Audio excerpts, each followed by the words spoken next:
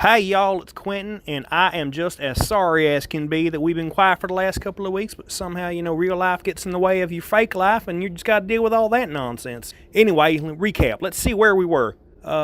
We had a couple weird dreams. We found out we'd been eating sentient mushroom creatures. We got into a fight with a dwarf and a giant, and Merle got the piss knocked out of him. Alright, that catches us up. Here we go, y'all. Games like Dungeons & Dragons are more popular than ever. But with tons of rules, mountains of books, and so many dice, it can be hard to know where to get started. That's where Dungeoneering with Jason comes in. We're Dungeon Masters for hire. Take a break and let us run your next game. One-on-one tutorials are also available for new DMs. Contact Dungeoneering with Jason today. Adventure is just a click away.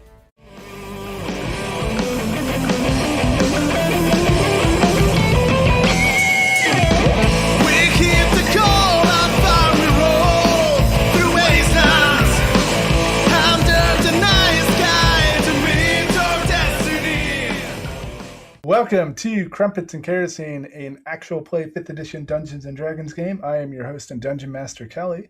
I play a majority of the NPCs, and around this virtual table, we got some amazing folks. What is your favorite swear word, Brent? Mine or Jason's? I'm going to go with Doesn't matter, both. they're both the same thing. Oh, God. It's obviously the most versatile word, fuck. Okay. Well, we get one more, and then we have to be rated R. So go ahead.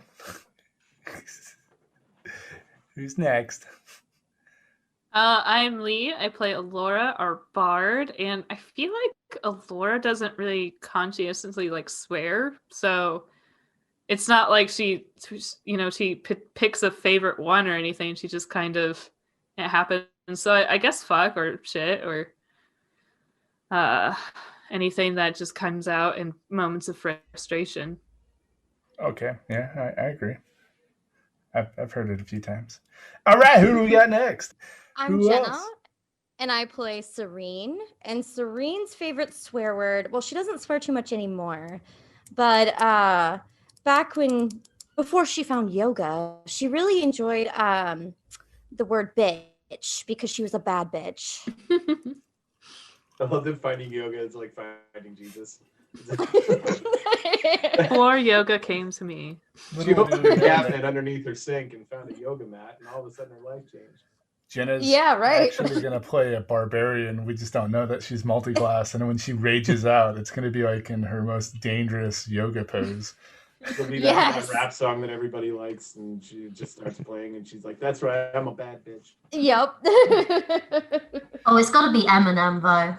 It's going to be some white rapper. I was going to say, it's almost bad, but... All right, cool. What about you, Quentin? Let's see. I'm Jason, and I play Quentin. My personal favorite swear word is horseshit. It's very applicable to many situations. And Quentin's... I think Quentin probably busts out an ass fuck every now and then. Under moments of extreme duress. Yep. Is that a demand? That's when he needed the most. That is when you need it the most. That's right. Oh my goodness. That is our most messed up intro that we've done. Are you skipping me? Oh, yeah, I thought you were... Oh, yeah, look. Rick. Merle? Or Merle. So Seth's and Merle's favorites. By the way, I'm Seth. I play Merle. Hi, Seth. Our favorite swear word. Yeah, I'm waving at a podcast.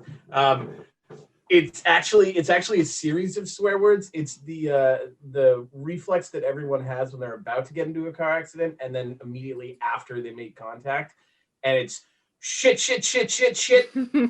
fuck. I thought it was turning and looking at your passenger and saying, "I hated you the most" as the cars collide. Aww. Fuck you, Kelly. Who have you done that to? All right, so. Welcome, adventurer. Get ready. Pack a bag, grab a snack, set back, and hang on. 5, 4, 3, 2, 1. Merle's gone swimming, guys. And we're going back up to the top. Quentin scratches a spell slot and a feat off his list and just, well, those are wasting nothing here. So, Serene, what would you like to do? Yeah. So, who's all up in the giant's face right now? Like, Well, it was Merle. Jason's, within 10 feet of him, but that's it. Jason is? Yep. And 2 dwarves that are still, he passed them, but, they're more closer to you. Okay, so I can place a 20-foot radius spear on the giant without getting my party members, correct? You'll get Jason. I think. It depends on the spell, but yeah, I think if it says all creatures, and that include your party. Okay. Because Jason's right up in there. Right. You could cast it a little ways away from the giant and just catch the giant and not catch Jason. That's what I was thinking, just catching an arm or something, the arm that's away from Jason or something. I mean, there's a good 10-foot buffer, I think. You can go on the opposite side of him and it shuffles. Yeah, because he's so big that you should be able to hit half of him. Okay. So what I'm going to do is I'm going to say, and now you've pissed me off, motherfucker. Damn, girl. And I throw a psychic fireball at him in an attempt to melt his fucking brain. She cussed. That's how you know she's pissed. She said a swear. Psychic fireball. What is That that? is not that So kind of he needs to podcast. make me an intelligence saving throw. Well, he's knocked everything else out of the park. Mm-hmm. Well, wisdom and charisma. I He's don't know if he's very smart. intelligent. It's that helmet. His intelligence. It's still pretty. Does a 15. No, you fail. So he's going to take 8d6 psychic damage while I try to melt his brain. Good lord.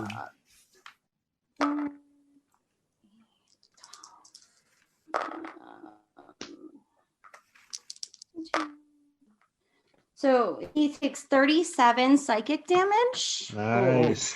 That's nuts. And then he will have muddled thoughts for a minute. During this time, he will roll a d6 and subtract that number from all of his attack rolls and ability checks, as well as constitution saving throws to maintain concentration on any spells he has. Nice. You rolled a An 5. intelligence saving throw at the end of each of his turns to end this effect. Nice. That's rugged. He rolled a 5, so now he's like the rest of you mortals. Yes. This was my intention. I guess that's what a psychic fireball does. It makes you immortal. Jason. Fucks you up. I'm going to hit him. Okay. Smash to smash. You see, I cast hammer. You see a bunch of smoke and stuff emanate from his helmet underneath, and you see him grab towards his helmet. He's like, Yay! so he's First one's a miss, probably. he's at disadvantage, so you have advantage. Oh, Kelly, the dwarves are woke. Oh, I think they wake up now because I cast another concentration spell. Okay, yeah. What'd you roll, Jason? 17. I'm gonna hit. Actually, it's not Nope. concentration. All right. The dwarves That are one woke. might. Let's see. Doesn't matter. 23. Yep. No, you hit. Yay! So that's I rolled things. Yeah. What'd you roll? I was doing damage, right? Mhm. Yep. Yeah. So that is 21 damage, bludgeoning. Holy fuck. Nice. Okay. Wow. He kind of stumbles back a little bit. Good. And What an overhead Alora. shot will do. Oh, it's my turn now. Okay. I'm going to attempt another shot at Big B's hand. I do the same sort of process Is it gonna punch him from the heavens? It's the giant hand punch. Just come in like the end of oh god, what was it? Journey to the West when the fucking and Buddha's fist comes in from the heavens. Grab the helmet off. Does it do damage? Like, what is it? I haven't heard the spell. So what does it do? Can you punch with it, or you've never heard of Bigby's hand? How much D&D have you played? Like magic. I don't do doesn't that. like magic. Pop a Hermann Hesse reference in there, Lee? Like, don't do magic. He doesn't like magic. He just hits things with his. I'm not gonna go there, but anyway, Bigby's hand. I'm going to use it.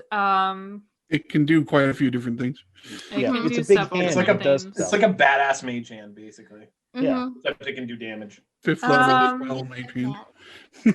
I'm trying to decide what's the best way to They use sing it about to it in do that what I Violent want to Femmes do. Fucking flick him right in that helmet. Yes. Yeah, I want to try and remove his helmet. So, do we want to decide? Is that a strength throw? Is that a I'd say it's grapple? a strength. I think it's just a strength. I mean, he'll have to Straight strength. Yeah. You want to slide a hand? You want to slide a Bigby's hand, his helmet right up his head? Yeah. Well, Bigby's hand is not very dexterous, so I'm gonna go with strength here. Okay. So he's at a -5 from Serene spell. Yeah. Okay, so that is a 22. Yeah, you snatch that motherfucker right off his head. Hells yes! Yeah. Yeah, don't I destroy take it. the helmet, and Bigby's hand returns to me, and I grab the helmet, and I'm just All like right. holding it. And you automatically put it on your head, right? The helmet. No, It's a I don't very trust big that helmet, at all. You guys. No. The helmet Put is your whole body in the helmet. very big. You have to hold it in both hands. That's how big the helmet is. Oh yeah, I'm like hugging it like a good Yeah. friend. And as It's you a hug-sized Oh helmet. my god, we could put it on the egg. as you're hugging it, you see the diamond on the front of it, and there's something like moving around inside. Go ahead and roll a saving throw for possession. With that, like wisdom, intelligence, Wisdom. Yeah. wisdom, possession. I've been struck 9/10 of the law. by a I am hypnotized by this diamond. I got 6. Hypnotized. You drop it in front of you and you just stare at it, but it's got your gaze. And this object inside of it seems to be floating around. It seems to be like the same thing that's floating around in your bracelet. And you're looking at both of them side by side, kind of, because now that the gem is My right. hand's like reaching out. Yeah, the gem's right in front of you, basically, and your bracer, like you're looking at both of them at the same time.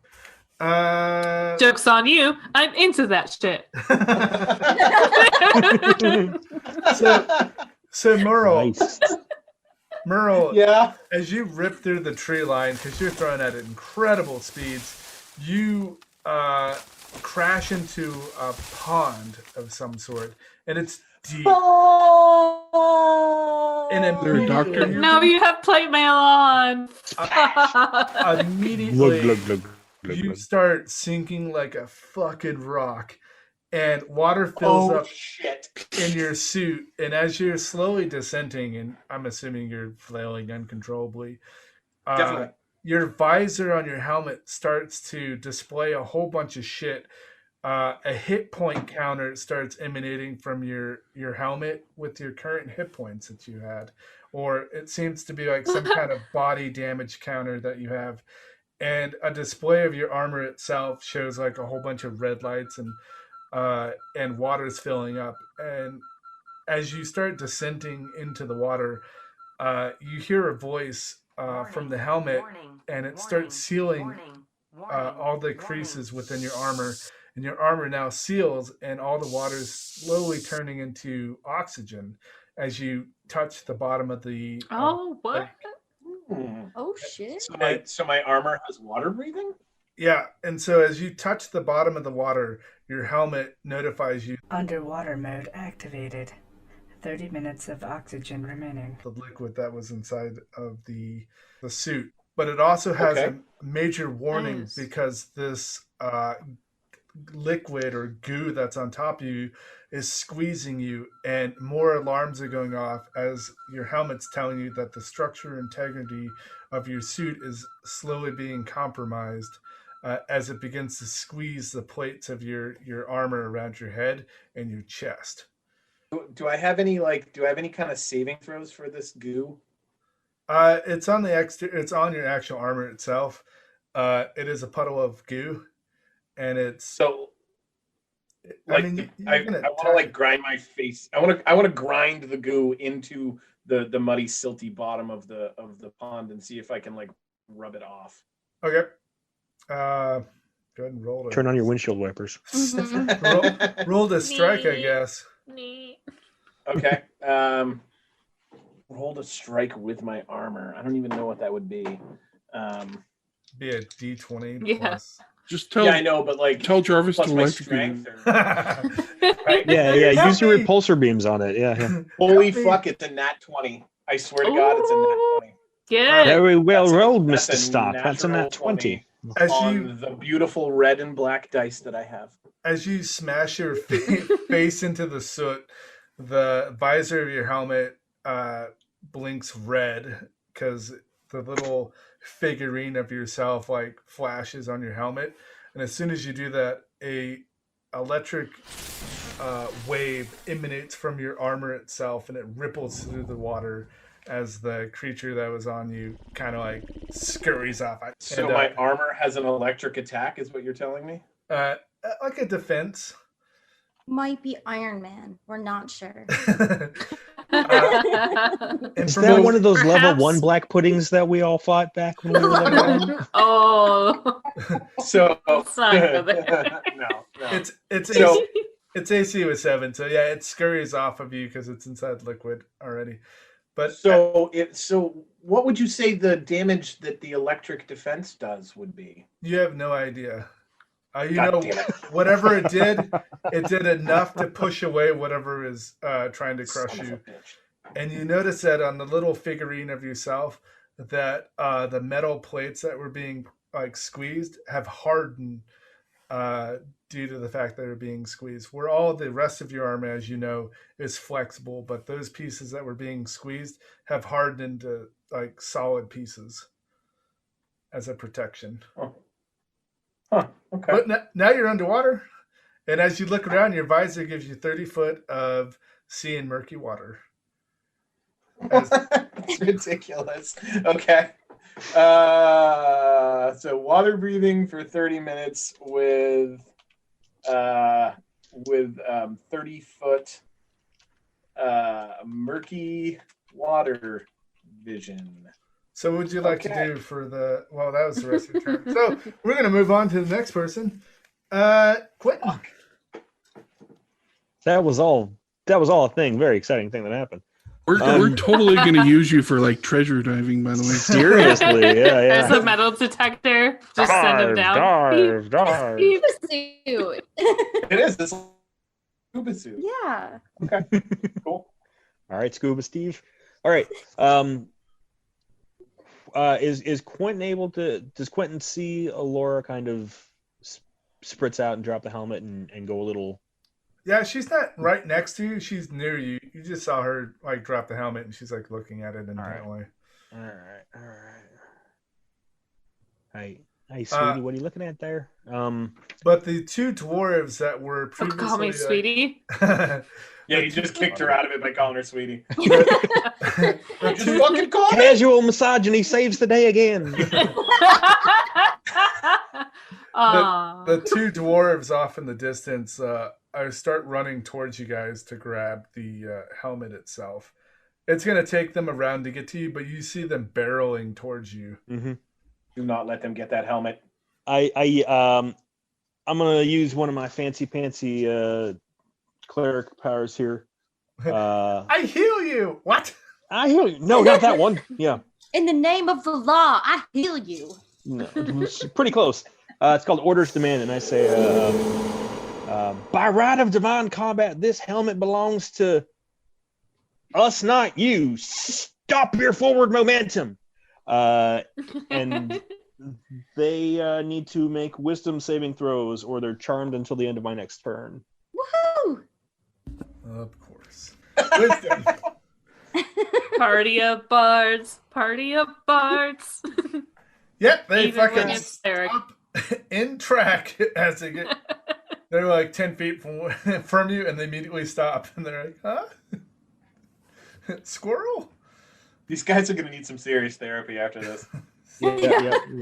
They'll be fine. I rolled a 3 and a 2, so yeah, they're fucking. Aww. Magical mushrooms. It's fine.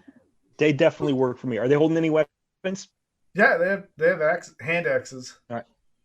We should Drop try their them, boys. shoes together. Kick them over here and have a seat. Okay, and they like throw down their axes on the ground, and they walk over and crisscross applesauce. Nice. Quentin leans back like, see. Reaction high five. Boom. Done. The ogre. Freeze frame for a second. The ogre pulls something out of like giant. Oh, yeah, he's still alive. giant. The giant pulls yeah. something out of his little pouch next to him, and he hurls it towards Quentin. That's fair.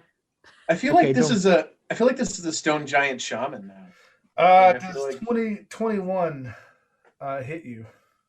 Did he minus it? You know fucking well it does. I did. You know goddamn right. I minus the 5. He has a +9 to strike. Okay. Oh, I like how you did that. You just rolled it one time, and that's the minus. Yeah. That's way less of a hassle than rolling it every time. Yeah. So it a vial crashes against your body. You're not wearing armor, are you? I am, because I am a cleric. What are you wearing? Yep. Why the fuck wouldn't he be? Yeah, right. Just chainmail. Nothing fancy. Yeah, just I chainmail. have leather yoga pants. Does that So, count? this vial, which is pretty big. Again, he is a giant, so this vial is, Right, so it's about the size of my torso, give or take. Yeah. it's pretty big. It's like a 5-gallon carboy, and it crashes against your body, knocking you onto the ground, and this black goo just absorbs your body, just completely covers you, and it's beginning to suck all the oxygen around you, and you're completely encased and trapped on the ground. You're trapped in a. It's okay. We've already established that it only has a 7 AC, so it should be made quick work of that. Yeah, Medicaid now. Let's see how much AC it has. Yeah. So Quentin basically got a keg chucked in his chest, and now he's covered in black goo. You're prone, sir, and you're covered in. He's a brewmaster monk, apparently. All right. See what I can do about this. Well, I hope Quentin hopes everyone else appreciates the gravity of the situation he is now in. Yeah. I do. Unfortunately, I cannot. Serene. I'm trying to triage here. I don't know what the biggest problem is right now. If Laura's being hypnotized by the thing, or you in the pudding thing, or Merle drowning over there. I can't decide. Jason's cool though. Serene, what would you like to do? It's your turn. All right, so I look at Laura. Can I tell that she is anything funky going on there? No, she just seems like she's really focused on this helmet that's conveniently placed right in front of her, and this gem that you see emanating. But as you look closer, there's a little line emanating from the gem to her forehead. It seems like it's got her in some type of trance. That seems like it might be problematic. I can't decide if that's more problematic than Quentin getting. And on your other side, you see Quentin. I don't know which one is the most problematic thing. Okay. Well, so why don't you? I'm not actively getting hurt right now. I would just like to say. And this giant. And I then, can breathe. I'm fine. I don't know that Merle's drowning, so I'm gonna assume that he can shake whatever happened off over there. So I guess I'll help Quentin. And so what I'm gonna do is I'm gonna walk up to Quentin, who's encased in this black sludge, and I'm going to say, I look at the black sludge and I say, "Run away, black sludge. And You don't want to be next to me anymore." As you're walking towards it, you see it pulse up and then pulse down, and you see the ground kind of rumble as it seems like it's trying to crush Quentin underneath this its own weight. But so what does it have to roll to save against your? So it's gonna roll me a wisdom saving throw. This thing cannot be very, very wise. I hope not. Oh, we'll fucking see, huh? Yeah. Plus 12. Remember, this is the downside of homebrew. Wisdom. It has a wisdom of Aw. 37. What did it roll? It's got a -2 to its wisdom, so -1. It scurries off. It immediately. Away from me. So it needs to move its movement away from me. As it rolls away. I hope it doesn't take me with it. Yeah. A couple, about a dozen hands every time it folds over itself gives you the middle finger as it scurries off into the woods. It's gonna take damage. I don't know if that really matters at this point. So I mean, well, how much damage does it take? I mean, it could come back. I think it takes 3 Could die. I'm double checking because I dissonantly whispered it. How much does it take? Holy shit, these guys have a lot of health. It takes 3d6 psychic damage. Was this the black pudding has a lot of health, does it? Yeah, it's got a fuck ton. It's like a level. Yeah, they do. It'll take 14 They're psychic CR4. Okay, yeah, it curls back into the wood line, right? And Cool, Quentin. Quentin's actually unconscious right now. It sucked all the air out of him. He's not Are we dead. allowed to cast You're not dead. bonus You don't have to roll anything. You're just out for the next 2 rounds. Alrighty. Okay. Then what I'm Sleeping it going off. to do with my bonus action is I'm going to inspire Jason and say, "Kill that thing faster, please." Okay. Encouraging violence. Not as You're a bad. pacifist. You're. No, I mean, to be fair, he pissed her off. To be fair. So yeah, you got a bunch of buffs there, big guy. And it is currently Alora's turn. Hey, it's my turn. Oh, I'm sorry. Yeah, I went on. Jason, what would you like to do? Actually, to be fair. To be fair.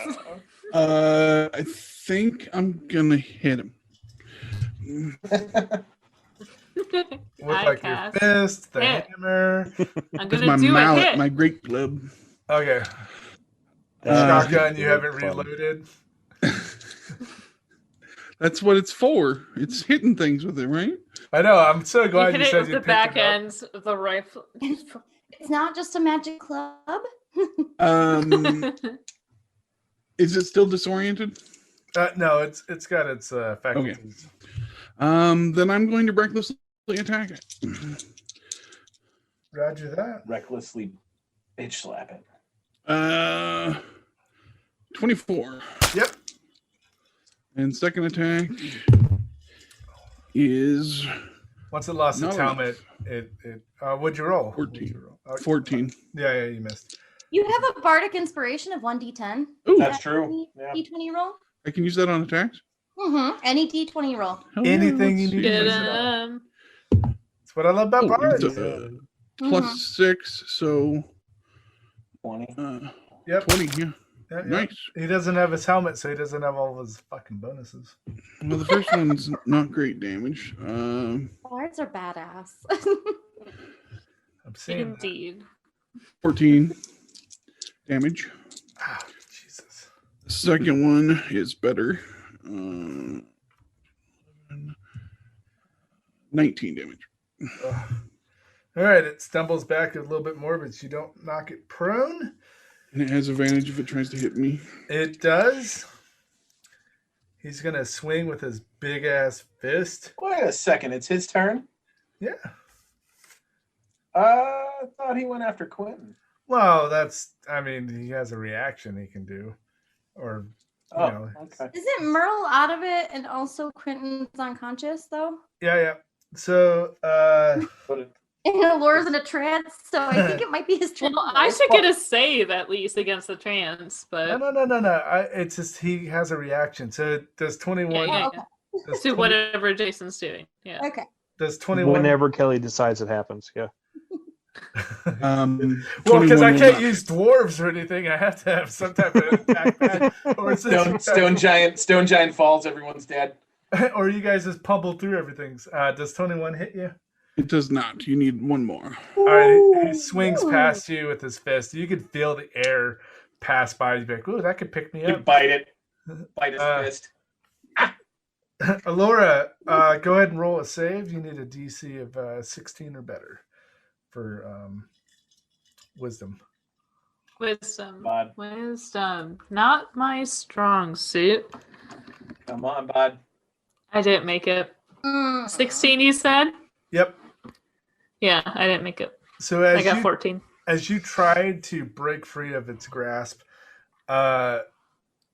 Serene, as you see next to Alora, you see this as well. The stream of energy going from the helmet's crystal to your head just doubled in size and brings you to your knees. I'm on my knees, or No. is Alora on her knees? Just Alora. Me.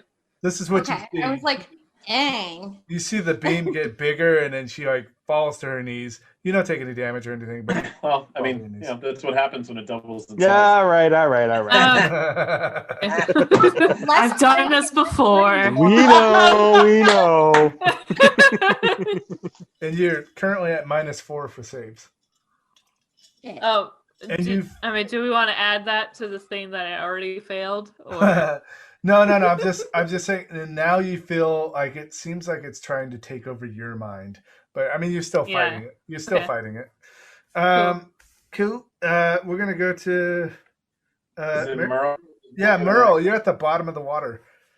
Yeah. And you now you have a hit point counter or a damage counter for yourself that you see that it's any hits that you take and you've noticed. Right.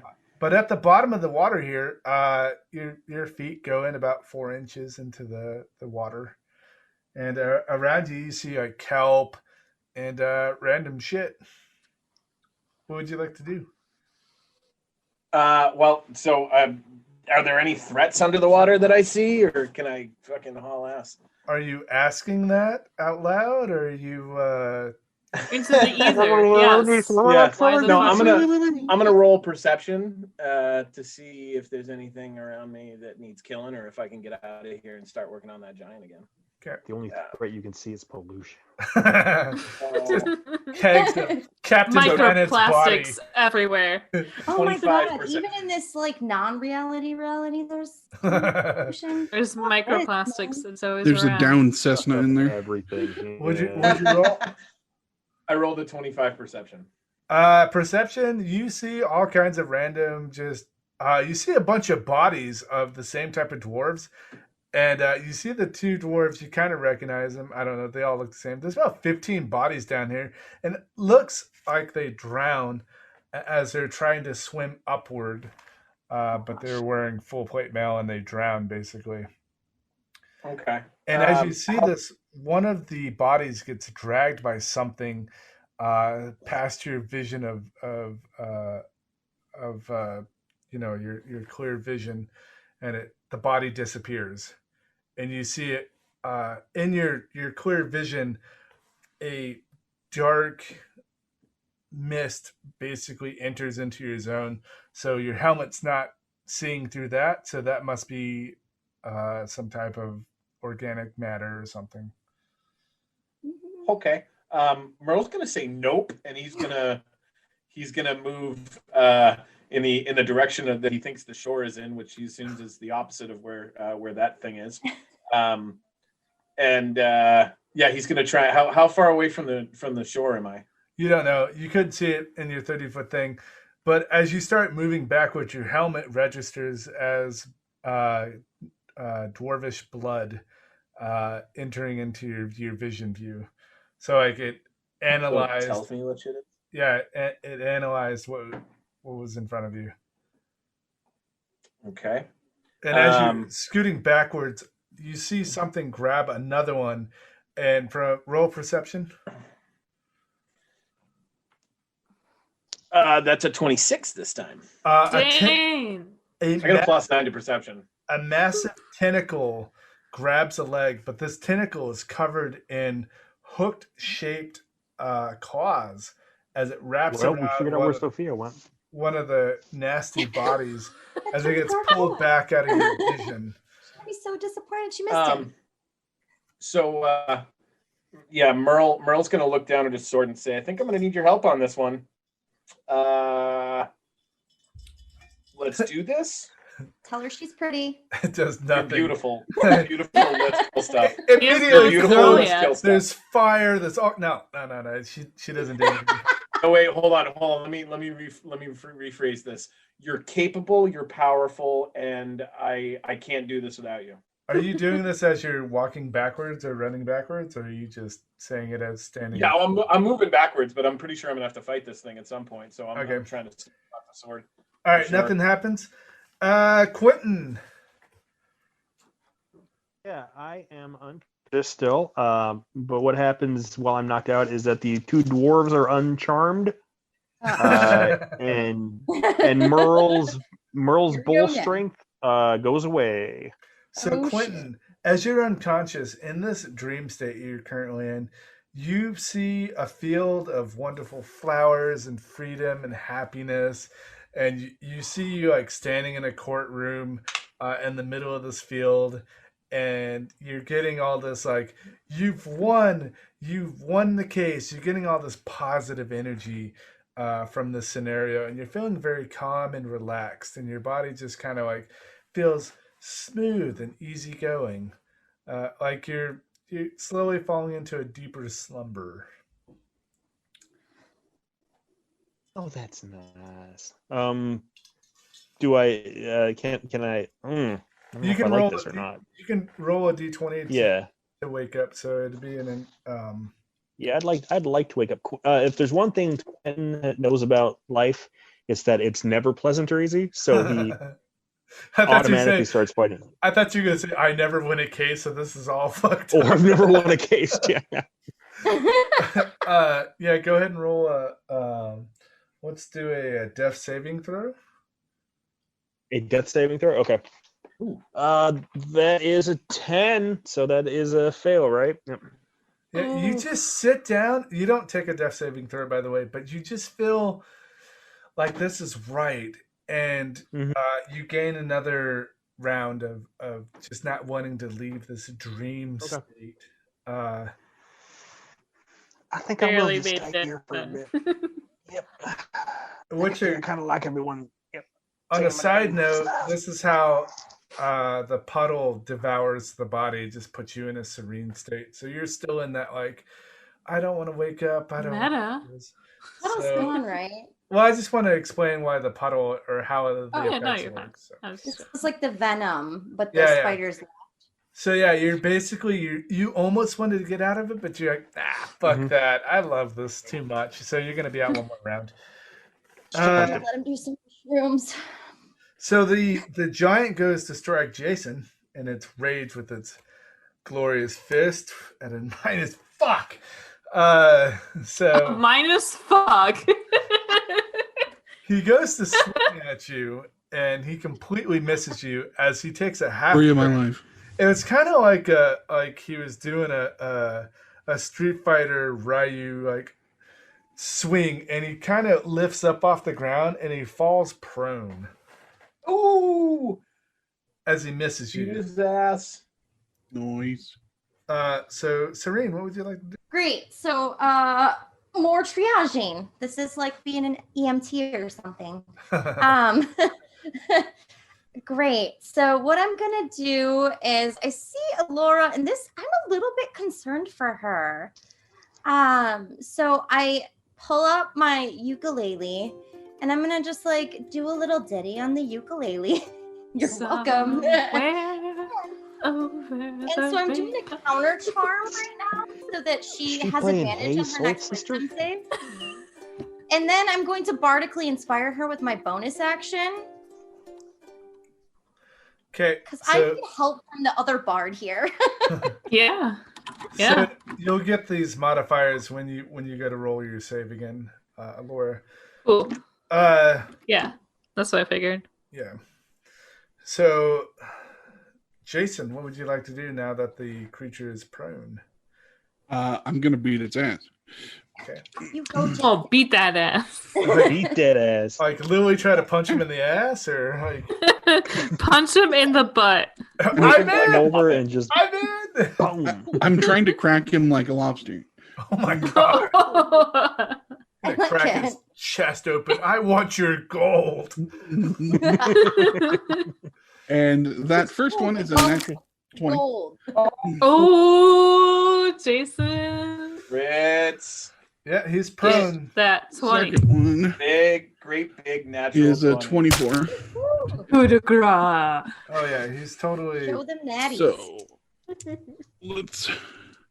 How do you do crits, Kelly? Double damage. So add everything and double it.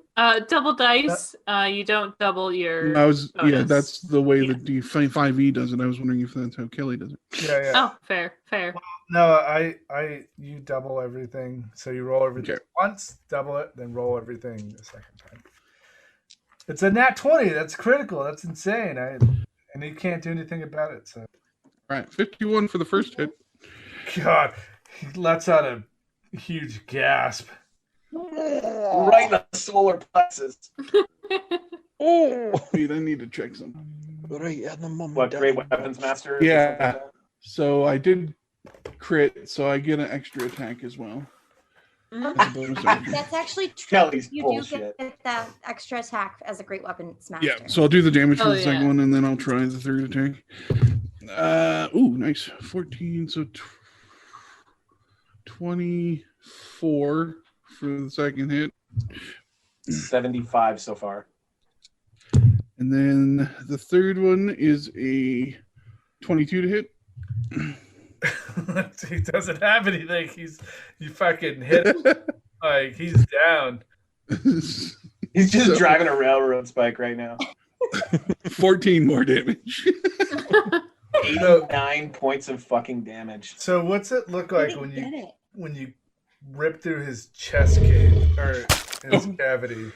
I just want the plate armor, unless it's magical, to just start cracking with the first hit, and then the second hit I just want it to cave into his chest, and then the third hit it just kind of drives it even farther, and you just see blood burst out of All it. out is still beating hard and eating. So That's how you get his strength.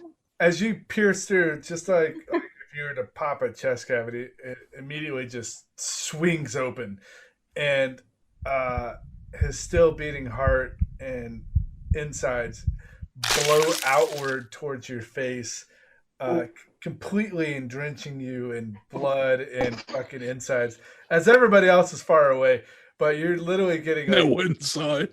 you're getting 3 seconds of spray as you're making eye I contact. saw with it. the I can Dex- see it. Oh, okay. Dextro to catch the I'm just not heart close with your to be teeth. sprayed by it. Oh yeah. So you Jason see got squirted. his chest Yeah. explode, and then 30 gallons of blood just blow outward towards Jason, completely covering him, and It's so much blood. It's like Kill Bill. It's like Kill Bill. yeah, Mhm. just huge amount as you're making eye contact with his eyes, and they're slowly fading away. And he kind of puts his hand up and kind of pets you on the back, kind of good job. Good job. That was awesome. And I mean, that's a good death. yeah, his hands go limp and he goes down and blood stops flowing, obviously. Laura, the helmet breaks its spell from you and immediately goes dormant. And everybody's up. Yeah, except for Merle. The two dwarves are still Check my standing there. bracer to find out where Merle is. Oh, you see him? He's about 30 yards and he's underwater. So he's 30 yards to the right of you, and his altitude is 35 feet down from your current altitude. Okay. So I know we've been throwing around spells like it's cash. Spell slots, spell slots, spell slots. I got 2 before I fucking got hypnotized. So So yeah, I'm gonna Can't wait till you fight the other 3. Right. You're gonna throw more shit at me, and I'm just gonna be like, I got Other nothing 2? for you guys. I got nothing. I'll do yoga in the corner. It's cool. Okay. Namaste, bitches. No, I'm gonna stay over here. There are still two dwarves that are kind of, you don't know if they're aggressive or friendly. Yeah, I want to say, what do I see around me once I come out of my stupor? Once over you here? pass once it breaks, you like jerk your head back and you see Quentin. He's on the ground, just kind of like in this happy daze, kind of like he's squirming, but he's not awake. And you see two dwarves about 15 feet away from both of you, and they don't have any weapons in their hand because they threw them down, and they're sitting crisscross applesauce on the ground. Are they still? Where is Jason and Merle? Jason's in blood over there.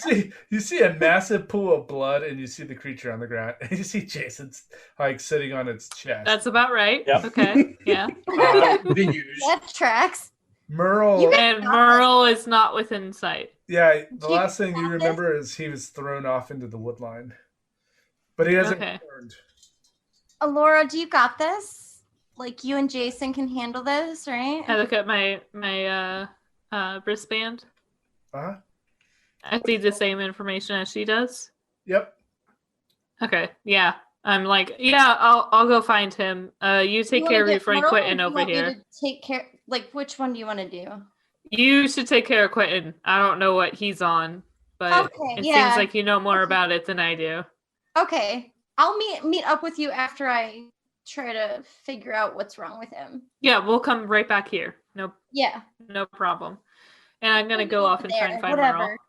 Whoever goes wherever first. Okay. All right. Yeah. You start heading into the wood line. I'm gonna try to help Quentin. Is what I'm gonna do with my turn. Okay, you're gonna go help him. Merle, you're underwater and you're starting to move back, but you're not even near like the edge. Like when you turn your head backwards to look, you still don't see like a bank or anything leading up.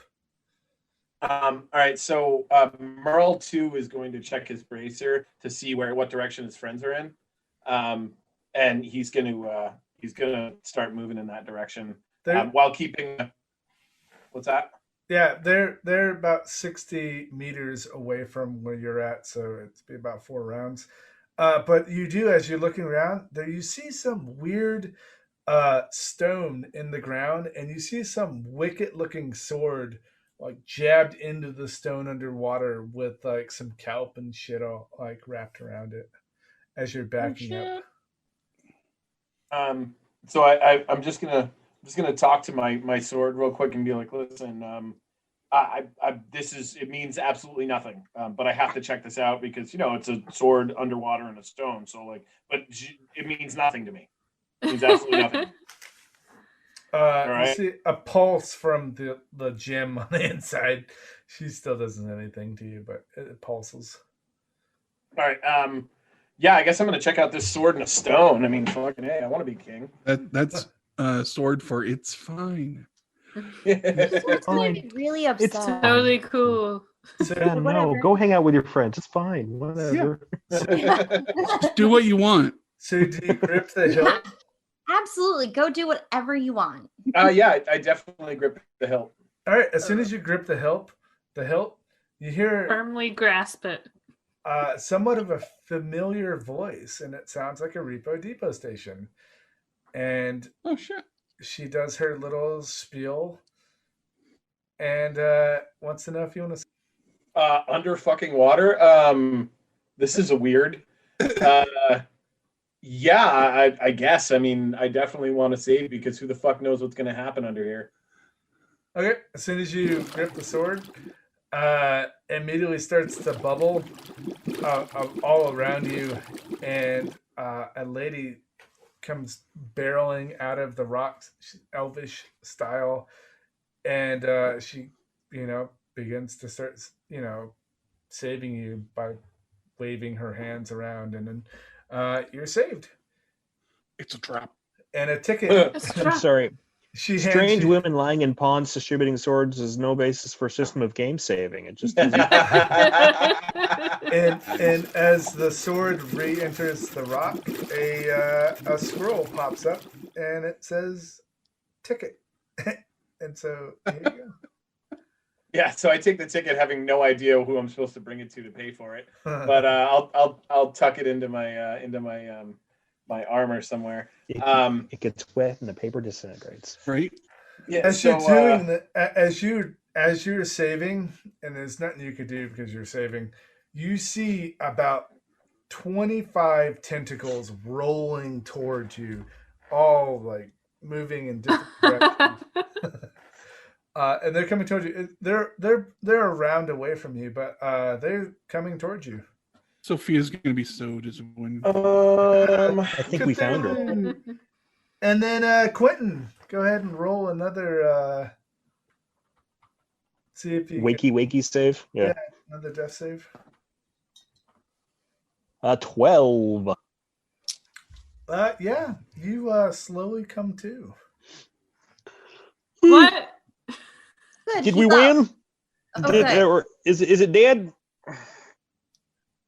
Oh, You look I over. don't. I mean, the giant's dead, I guess. We gotta get Merle then? Is that? Yeah, that's the I'm next already in the step? woods. Okay. Like, dude, when does my turn come up? okay. Merle, that sounds good. Let's get Merle. Back at the top. So, what would you like to do, Serene? So Quentin, He sits up like you know. I'm like, Jason, you want to go meet us over by Merle, the way that he was tossed? And then I grab Quentin's hand and I cast dimension door to where. Oh. Well, we might be drowning soon, so. Whoa. I almost just suffocated. I know a lot about teleportation, but don't you need to like know where you're going? Actually, dimension door, you don't have to be able to see it, and you gave me the coordinates already. Yeah, you just have to know Oh. about the No, location. that's okay. But also, like, Who are you She taking with you? no, she just shouldn't whacked I you in the have forehead given a with her. chance? Yeah. Should I have given a chance to like run over there and check before she gets 2 turns? I mean, wake up Quentin and then also dimension I didn't door. wake up Quentin. He woke I know, us but up. I woke myself up on my turn.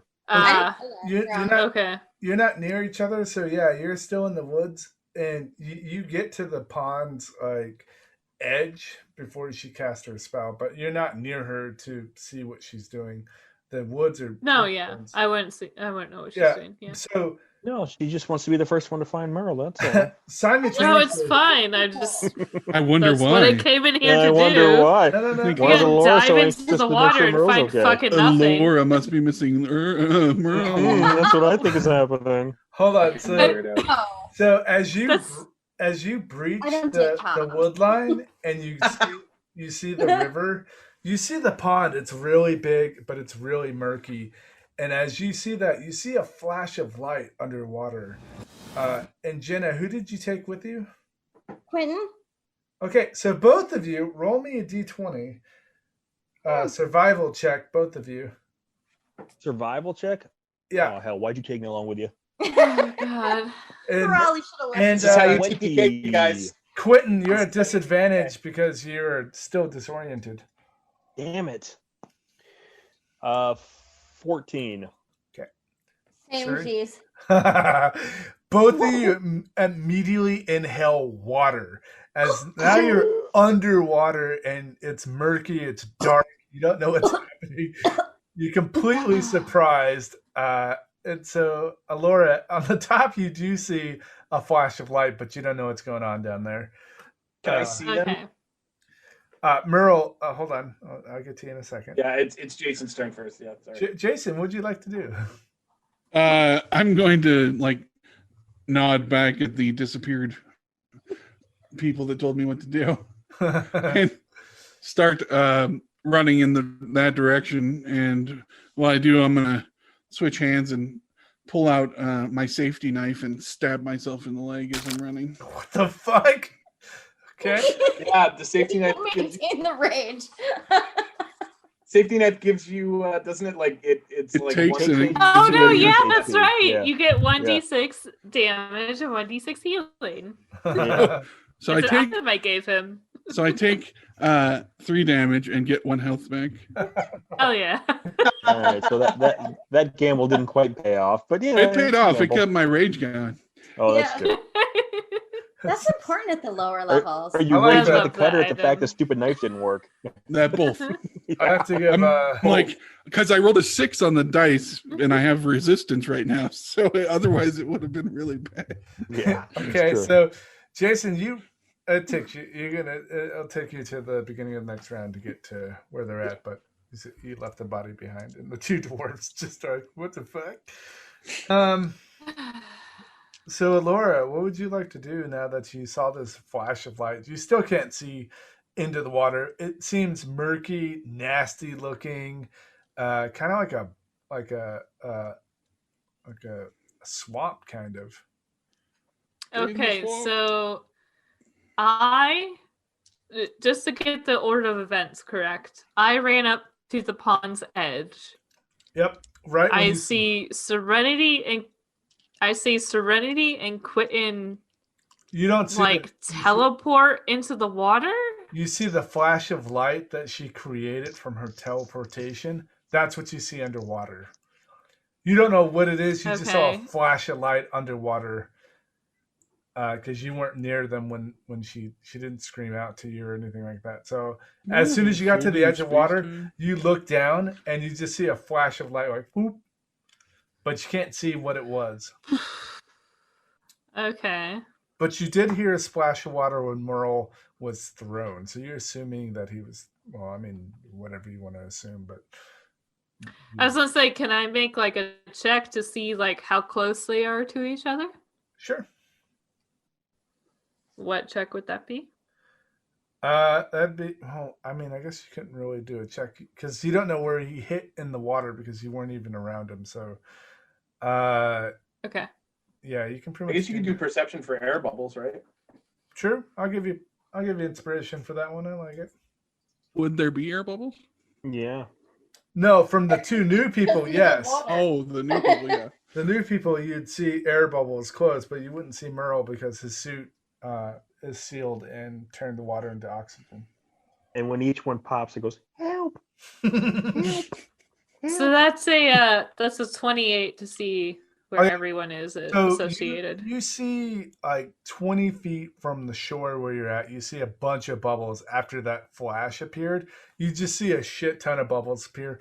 But way off in the distance, about 70 meters away, you see a fuck ton of bubbles just like moving around. And occasionally you see a tentacle pop out. Okay. Shit, how far away was the bunch of bubbles? The shit ton of bubbles is 70, and the small amount of bubbles where the flash was 30. Okay. Yeah, I'm gonna go for the bubbles I see closest to me and dive into the water. Okay. You said it's 30 feet? Yep. So I should be able to reach them with my movement. Okay, so once you get into the water, you realize that it's really deep. So you get 30, like you start getting out there, but it's like 40, 45 down. So you can go out into the water some and then go down some. Yeah, it would be like, so diagonal movements, and this would be in different dimensions as well. Diagonal movements it's 2 to 1. 2 to 1. Right. So All right, I take a deep breath and I go under. Okay. It's really murky and dark and you don't really see too much, but yeah, you get in the water. Yep. I start swimming towards the bubbles. Merle. Your headset glows and you see 2 beacons pop up on your. Oh, you didn't. Oh, you did align to them. Yeah, you see 2 friendly beacons pop up and they're 15 meters away from you. As you turn around, meters? Yeah, you see them off in the distance. They're panicking. Okay. Right. So I'm gonna move towards them. My full movement, which is 30 feet, which is about 3/4 or 2/3 of the way to them, and then I'm going to cast Shape Water to create an air bubble around them, and I can do that. I get a 5-foot cube basically. So I'm gonna cast an air bubble around them so they can get a breath and get their bearings. Is that a concentration? No, it's just a cantrip. Okay. Cantrip. Well, it's just shape water. I mean, I can just shape the water to do what I want. So it's only a 5-foot thing. But yeah. So I'm gonna do that, and then I'm also looking over my shoulder because I'm concerned about this fucking tentacled beast that I saw. I'm still making my way. I think I'm probably 15 feet away from them at the end of my the end of my movement. The tentacles are still rushing towards you. Serene and Quentin, as you guys are struggling underwater, like flailing uncontrollably, immediately you hear like a weird energy sound as you're inside of a bubble within underwater, and you both hit the base of the bubble, and you're now on the ground as water is like dripping down around you. But there's 4 walls, or there's 6. You know, you're entrapped into a square. Yeah, a cube. So 4. So we're trapped in a bubble? Well, yeah, trapped so much as you're in a bubble. You're in a cube and you see the water. Now you can see clearly, but you can't see clear through the water. But you have 1 round of air inside this bubble. Okay. So I don't know if you want to make this like an action or not. So I'm gonna like cough out the water that's already like I kind of inhaled there, and then I'm gonna start hyperventilating to increase the capacity of my lungs. It's gonna waste a lot of the oxygen you have. So half a round later, you guys die. No, okay. Okay. Do you want? Well, is that like a reaction or is that? Well, I mean, it's Quentin's turn. So, Quentin, what would you like to do as she's evacuating all the water from her? Yeah, I mean, I guess I will also. Hey, that sounds like a good idea, and cough up the water in my lungs. It's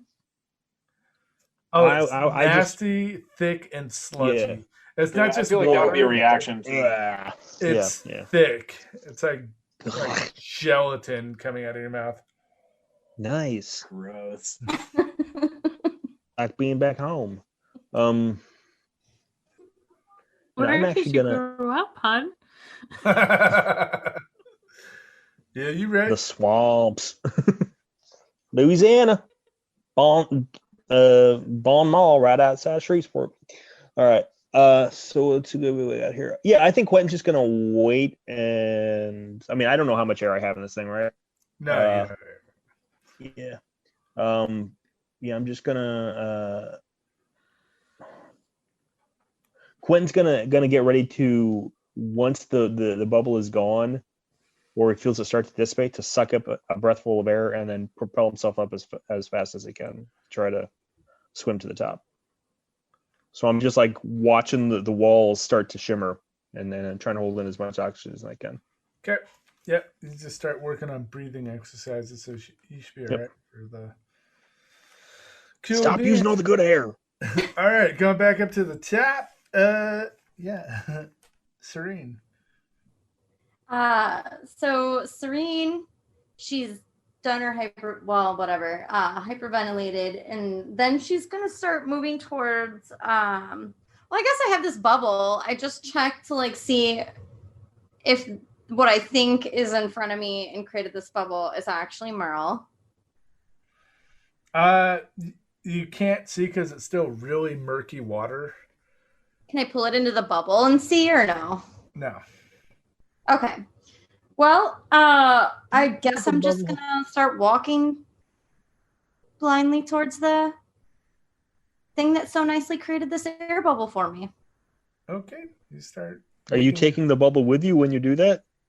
I don't think so. You'll break the bubble, I'm assuming, once you pierce its edges. Mm-hmm. Yeah. So as soon as you start crossing through into the water, immediately the bubble dissipates, and the whole area starts to fill up with water instantly. once again, but everybody's Merle just puts his hand over his eyes. Just in time for Quentin to go, what the fuck? And we'll go to Jason. You get to the edge of water. I get to the edge of the water and I'm like seeing bubbles and stuff. And You I'm see like, a shit ton of bubbles everywhere, and you see tentacles way off in the distance, and they're actually moving towards the direction of all the bubbles. So I can see the tentacles? Yeah, like a shit ton of tentacles. They're like roiling out of the surface of the water. Yeah. How far can you jump? When he's raging pretty far, yeah. He's like, I walk back and raid the bodies. Fuck it. Well, I'll miss them. They'll respawn. No. I'm going to drop my mallet and pull out the shotgun. Okay. And load one of the dragon. Oh shit. What? Really? You're gonna use a fucking dragon round for I'm gonna fucking vaporize your pawn. Yes. some shitty secret? All right, cool. Right on. Your pawn's And then about to get vaporized. And then a regular shotgun shell in the other one. And then I'm gonna shoot it. Both barrels, or Yeah, both barrels, but only one of them has a dragon shot. okay. Well, I wasn't expecting that right now. So okay. I ain't fucking around with tentacles. That's your hard limited hentai. This ain't Yeah. that kind of game, bud. We don't watch the same movies, apparently. Yeah. Short films. I like to refer to them as short films. They're very artistic. Kelly quit. He's gone. We broke him. He's trying to find the stats for a dragon, I think. No, this thing was illusion until Jason decided to blow it up. Now it's real monster, and he's got to figure out what the stats are. Yeah. You shot a real dragon out. Jason. That's what these shells do. They shoot dragons. So you, in slow motion, as you pull the first round, like kind of like scatters across the top, and as you pull the second trigger to fire the dragon round, go ahead and roll me 24 d10 plus 12. Did you just say 24? Yeah, you did. I said, do you even have 24 d10s? No, but I have 10. D10. Roll me D10. Yeah, I got 10 of them. So let's wait. There's 11. So you can take that number and times that by 2 then, unless you really want to roll. Not really. When else in your life you're going to get to roll that many d10s at once? Well, D10. Okay. I was so saving it. 2, It's right there. 10. 8. This is gonna be the HP of a fucking dragon. Yeah, I really hope this thing doesn't. Sophie's turn gonna be around so and be pissed all- that you killed her Dark Lord. Cthulhu, no! And also, You it's saw like a tentacle shot- monster and you did what? It's a shotgun blast. Like, You just killed the friendly squid how from much Harry Potter. damage can you do through Oh, water? no. With a dragon? It's not just a shotgun blast. Word. So 16, 12, 28, plus 14. All right, quick, somebody give me an ad break.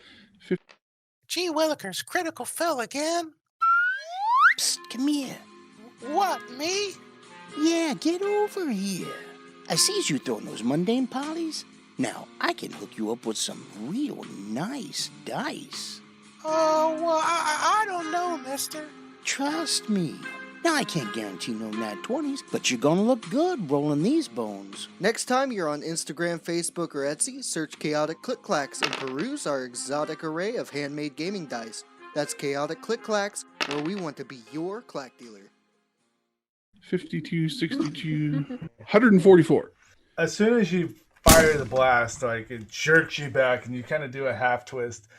As the round leaves the weapon, the glass round spirals as a fucking red dragon rips through the round itself, spirals into the water.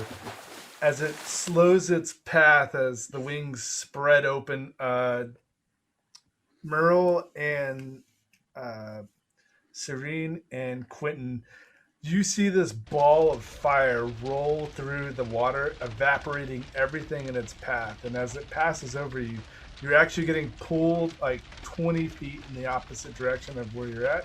And you can hear the roar underwater as the wingspan pushes you back the opposite direction that you're being pulled to.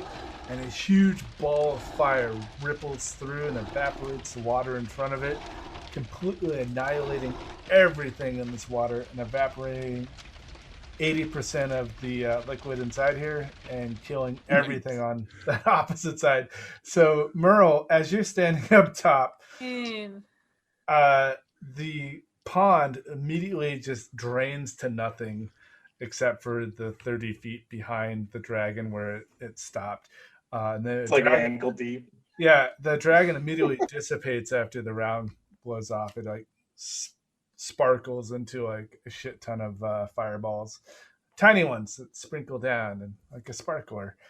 And not real fireballs. No.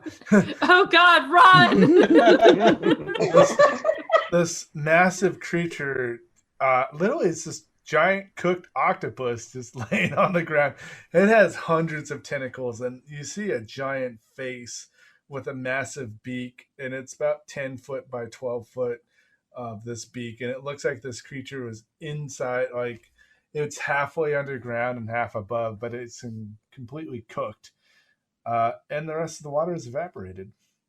Well, shit. And it got dinner's done. It's got hot as fuck around you as well after the heat dissipated. Wait, what did my armor do when it got hot as fuck? Yeah, you had a shit ton of sensors go off, and immediate danger and imminent impact, and then the heat shield. Like you can read the heat index from that direction, and it was insane. But everybody's standing upright, 30 or 45 feet down, as you're looking up at Jason. With a shotgun, just kind of prop it on my shoulder. Hey, so did you save us? I did. Shit. Wait. Thanks, bud. So and I got a little bit of a bath. Quentin just slow claps. Just. I was gonna say, I was like swimming towards Serene and Quentin. Did I just like fall to the bottom of the fucking lake at that point? It's like 2 feet of water where you're at, Drake. Just swimming on 2 feet, like flopping. What the fuck? It's a good thing you all knew right where we were when you fired off that dragon shotgun. Yeah. I am a very good shot. Impressive how you made sure we were all out of the way of that blast. Yeah, it's almost like you didn't care. Just pretend like you did. Right. Oh, Jason. So, like you were yeah, so we're nice. We're officially calamari. Anyone? Yep. Yeah. No, thank you. I need lots of baths or showers or whatever you guys have around here. Well, you're in water. Merle casts shaped water. Merle casts shaped water at Serena and just hits her with a ball of water. Sploosh. Oh Lord. No, it's nice, clean water this time. Oh, okay. We have seriously changed the ecosystem of this particular area. We can face some serious litigation for this. Is there a bunch of dead people in armor down there? I don't want to talk about it. They're I'm a little traumatized. There's nothing but armor Getting left at the down. bottom. Where Can we climb out somehow, or like? Yeah. You can climb up the side of it. Yeah. Merle like puts his hand in the air and says, "Hey guys, before you climb out, you might want to save." And he points at the sword and the stone. What is saving? How did you get to level 10? Just go grab the sword. You'll see. I showed up like this. We did a lot of blacksmithing. That's hacked.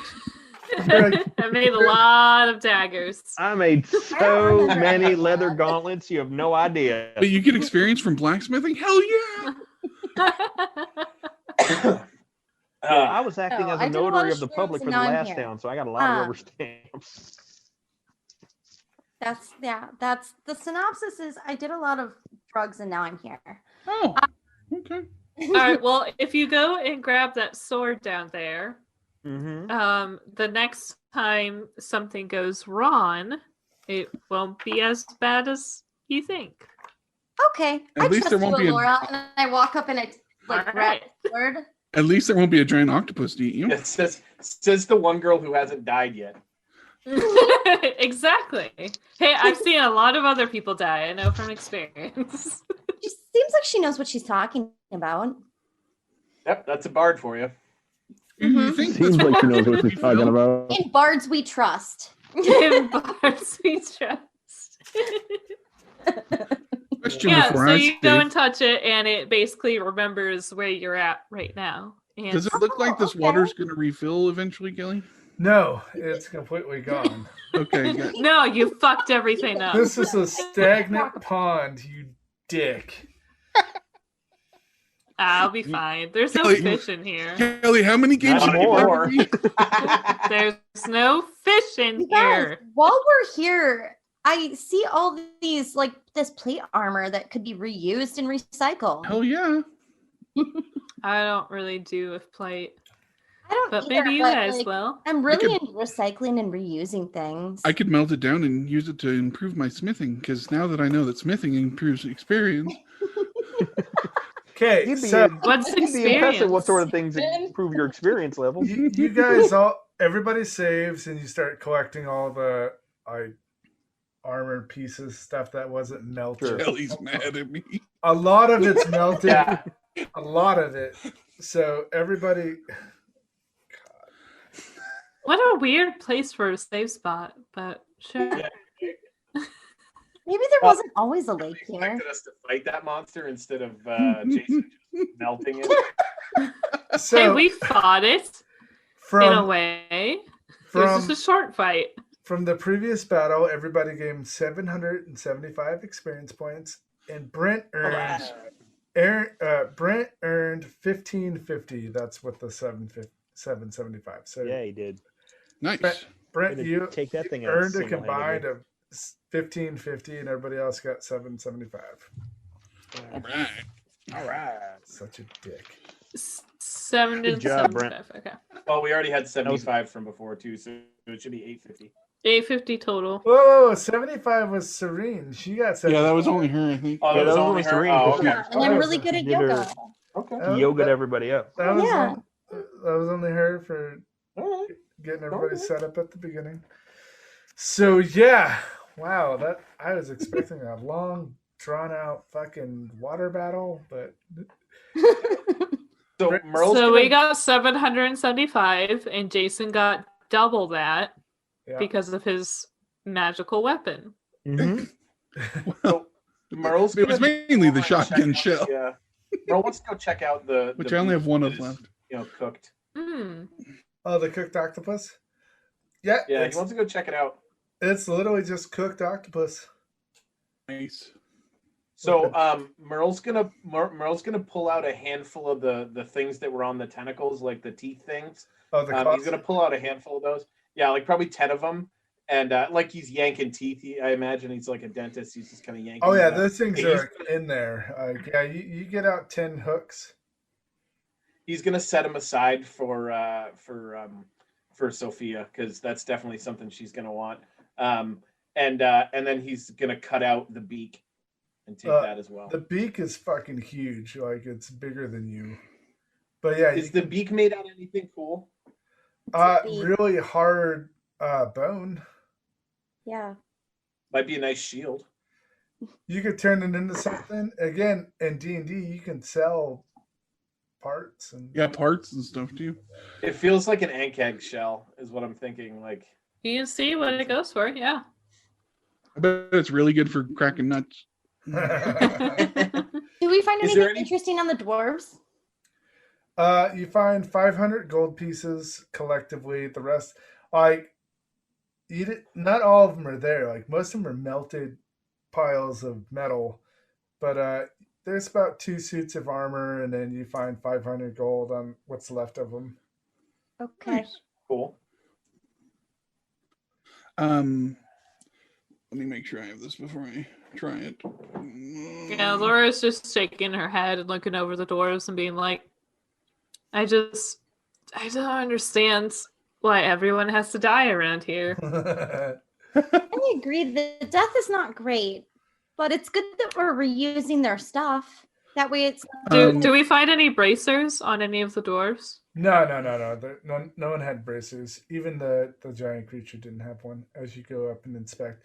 But it looks like all these dwarves were recent. They're not like long period. Like they were thrown in here from the giant itself. Do It looks like they'll be back anyway. So. Doesn't someone have detect magic? Oh yeah. Maybe we should like troll the bottom of the place and see if there's anything that Look for some Bobby catches your eye. Dazzlers. Yeah. All right. Yeah, So- Quentin closes his eyes and he pulls out. He reaches into his satchel and he pulls out a magnifying lens. I love And he actually up to the eye and he looks through it. And he's like, "I'm a detective today," and so he's using the lens to sort of look over that's detect magic meter. Got it. Any magic to be detected there, DM? On the ground near the giant creature, there's a scroll, and it appears to be copper, slightly melted because it was half under the. It was deep. It looked like it got pushed upward, but it's a copper scroll with some weird seal on it, and yeah, that's what you find over by that. Cool. And it's throwing off some magic. Oh yeah. What can I identify the type it's throwing off? You cannot. Okay, that's good. All right, I'll take it. If only I knew someone who had some way to identify what this was. What? Listen, you've run into a wall of box text that's not going to let you identify it. So Merle actually was thinking about that helmet that I think Alora has it. Oh, that everybody back on the road. Everybody I think left. I dropped it and ran. Yeah. Oh, we forgot about those dwarves. I was trying to like save my party members. They're chilling. So I forgot about it. They're probably stealing our loot. So as you guys finish exploring, They rode off with the elephant. They better not have. Does anybody else want to roll investigation or checking, or are you guys just trying to get out? I will. Because Jason wants to. I guess I can too. May as well all do it. You know, never know. Fuck it, right? Especially if I get a nat 20. Got 11. I don't even look at it. I don't want it. I feel like I smell like a swamp right now, and it's really bothering me. Are we rolling? Oh my dice? gosh, you whining about your smelling like a swamp. Just think you're back in college. Yeah, roll I percentage. did not go to college, Quentin. She had a rich family. She didn't need to go to college. No, I went to China and India. And I studied yoga. You learned so much more.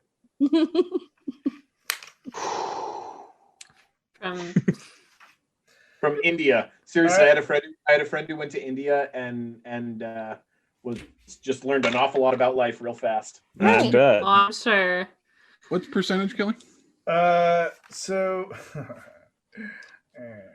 what'd you get for your perception? For perception was nat 20 plus 0, so 20. I rolled 100. Go ahead and roll percentage. 50. We got 50. Survey says kick up, and there's a book underneath your feet as you slowly investigate what you tripped over. And it has a picture of a guitar on the front of it, but it's sealed inside of a plastic bag. I found a Guitar Hero book. That's so cool. Who's next? Foo Fighters' greatest hits. Why would anybody get rid of that? Who's next? I rolled a percentage die. Yeah, Was I supposed to roll a d20 as well? Yeah, sure. Fuck it. Why not? Well, the D20 roll is a 17. Is this investigation or perception or what do we know? Investigation. So it's a straight 17. And then the D100 roll I rolled is a 100 on my fool's gold dice. They've got fool's gold in them. That's the highest you could roll on that dice. It really is. There's 3 zeros, guys. 3 zeros. Sure, that doesn't mean you just lost really, really badly. I had this. Maybe it's just a argument. one. Rude. I just want to put this out there for all of the people. If we have any listeners who are wondering, I had an argument on a D&D forum about what a 100 looks like on D100, and it's 3 fucking zeros. Yeah. All right, Yep. it's Not 3 two. fucking. Everybody knows this. It's Yeah. 3 fucking zeros. Yeah. All right. Yes. So if it's 001, that's a 1. Yeah. Not a 100. Yep. So Come on. That's what Call of Cthulhu It's taught. okay. It's okay, Seth. No one's arguing Ah, not here. No, but people, yeah. here. Yeah, I get it. Well So you- played enough Cthulhu. As to know. True math. As you're stumbling around, you trip over something hard, and as you start undoing it, it looks like a Sorry. strange, like it looks like a wingspan. It's made out of copper, and it looks like it straps to your chest, and like it's really big. It's about 6 feet in length from wingtip to wingtip, and then Copper wings? there's like a harness and. Found the wings of Icarus. So Merle immediately casts Identify. Awesome. Well, he looked it up in a book. Kelly's favorite spell. Thank God Ted from Nerdarchy told me that the spell Identify as a DM's discretion can definitely just not give all the fun away. But No, you have to think of an excuse around it though. yeah. So as you cast the spell Identify, I don't want to tell you. yeah, exactly. An inscription comes up to you, and you see it's called Frankie's Wings of Wacky Flying, and that's all you really know about it because it's not. Wacky flying. It's not. Frankie, like my little friend in my guitar. It's not really clear to you like where this item comes from, but it's just labeled as Frankie's Wacky Wings of Flying. Wacky waving inflatable wings of flying.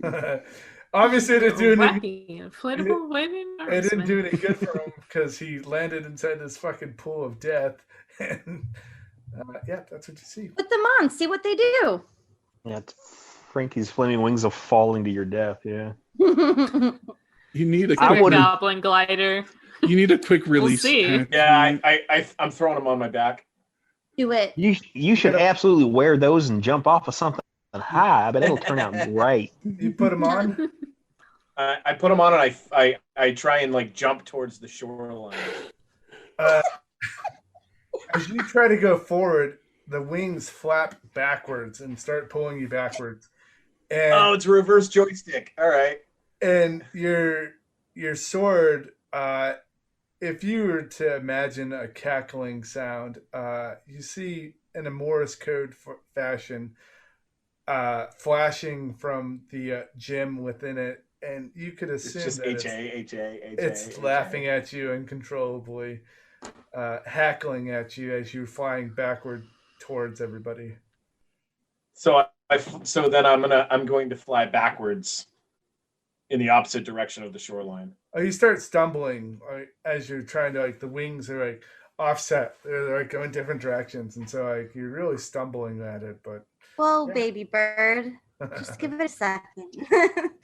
anybody else? Did you put them on upside down? I start climbing out of here. I don't like it in here. It smells. Yeah. The we're ecosystem's getting all out. fucked up, and that makes me sad. All right, you start climbing out. Everybody else? I'm starting Yeah. to pull piles of metal out of the water. Yeah, I'd even search around. I was already trying to get out. Yeah. Okay. Me and Yep. Laura are No, thank you. Quentin? Yeah, I mean, I dug around and found what I wanted to find. I'll swing out. I'm not gonna chip a nail trying to haul metal chunks around from here to there. Yep. Okay, you guys get out. Everybody finally, a couple hours later, finally gets all their stuff undug and start getting out. Jason's got a shit ton of metal. You get about 15 pieces of 4-foot metal weighing 30 pounds each that you drag out. I guess the blacksmith might be able to do something with that, eh?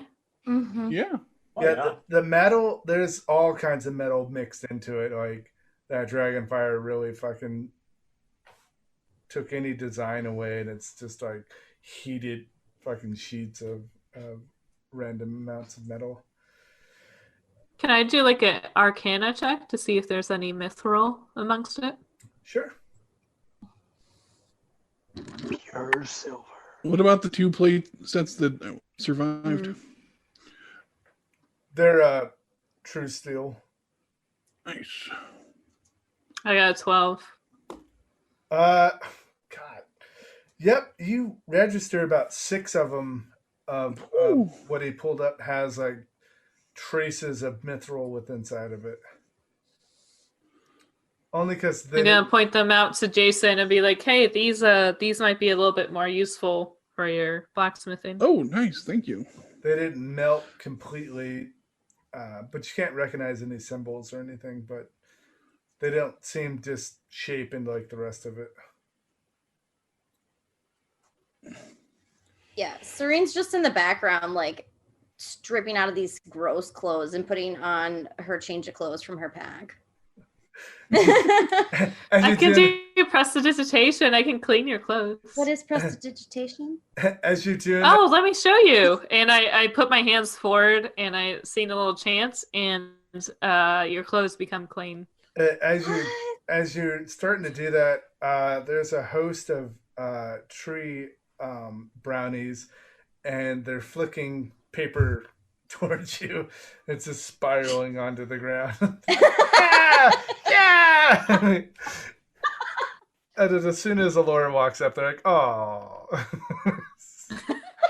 I'm just looking at her clothes in the corner and I'm focusing on them, being like, "Yeah, I can clean these clothes for you. No big deal." Because they're all kind of crumpled up on the floor. I could probably clean them all at once. Yeah. They slowly crawl away and like open their little wingspans and fly off in different directions. But there's a shit ton of paper. The brownies can fly? Apparently. That's scary. I think what the fuck is this world? But only the pervert ones. That's gonna look a Yeah. I thought they were kind of a ground dwelling thing. There's a shit ton of it says dollar. It has a dollar sign on Where? it. Dollar. Oh, okay. I cast a minor illusion towards the brownies of like a naked female flying brownie. I was too late. They're already dissipated by the time you got up there. So as far as we're all concerned, you're just doing that for yourself. Yeah. Yeah. No one was around you. It's not like you got up there and everybody's standing there and you're like, "Oh, thank God." No. You guys I'm make trying to get him to throw more money, guys. You guys You make want it, to save that for later, buddy? Yeah, it's fine. You guys make it back to the road, and the helmet's gone, the dwarves are gone. The giant creature's still laying on the ground, and the rest of the dwarven bodies are gone as well. They were thrown, but yeah, there's no dwarves, there's no helmet, there's just the body of the giant on the ground.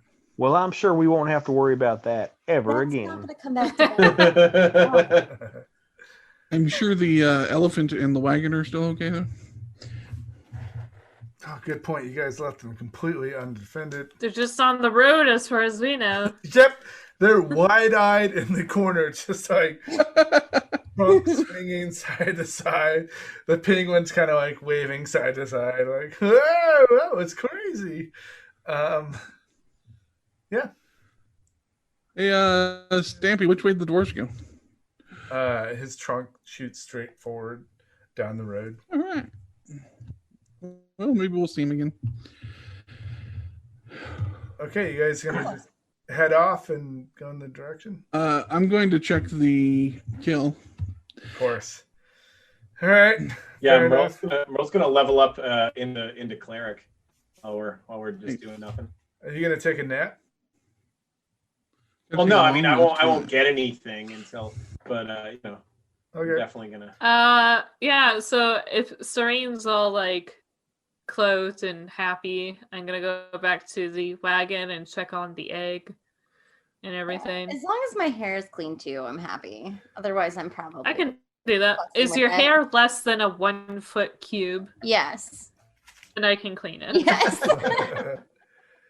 As you sort of gather it on top of your head, Yeah. and then I'll Put clean a messy it. bun Just and because it's all Yeah, get a Quentin big loves bun. Quentin loves a makeover. He's going to cast Thaumaturgy on Serenity, and everything just sparkles. It's like she's Ooh. encased in glitter from head to toe. I You're love it. glowing. I'm famous. Yeah, so everybody Yeah, so Jason, go ahead and roll your investigation. Let's see what this +0 does. Merle, you pull out a book and it says Cleric 101. And you just start reading your book. You have to read this book front to back, so you have to take a long rest and spend an entire day reading it. And then you can dabble into the world of Cleric briefly. Cool. Until you if you're a bard, you can dabble into anything. yeah, level 10, you fucking bards can learn spells. I'm gonna be a bard. You could be a bard. Now I just gotta figure out what domain. You're pretty enough. I am. So Jason, Full bard party. Full bard party. We'll just have a band. Bard party. In bards, We'll call it Jason and the Argonaut. Jason, there's party bard. Yeah. There's a pouch on the side of this giant creature. I love pouches. I'm going to leave it there and walk away. No, I'm just kidding. I'm going to check. Fair enough. I'll give you 1,000 Not XP for that one. No, go ahead. Oh, he's already like doubly ahead of us. Jesus. So. This fucking guy. He's gonna be like 4th level, whatever he decides to multi-class as right now. Yeah, 3rd so far. So, are you gonna dig in it? Yeah. Okay. Roll me a d20. 19. Okay. That's a good roll. Roll me a percentage. Actually, roll me a d8 first. D8 first. 5. That's what I picked it up as too. That's funny. And then go ahead, roll me a percentage. That is a 2. Okay, you find amongst all the junk, there is a scroll, kind of in the same kind of cast as the one that was found earlier, and this one has a seal on it with a number 8 on it. But the seal, there's 3 of them, 2 smaller ones on the side of the middle one that has the 8 pressed into it.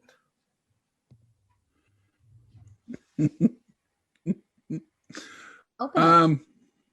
The scroll of 8. I'm gonna break the seal.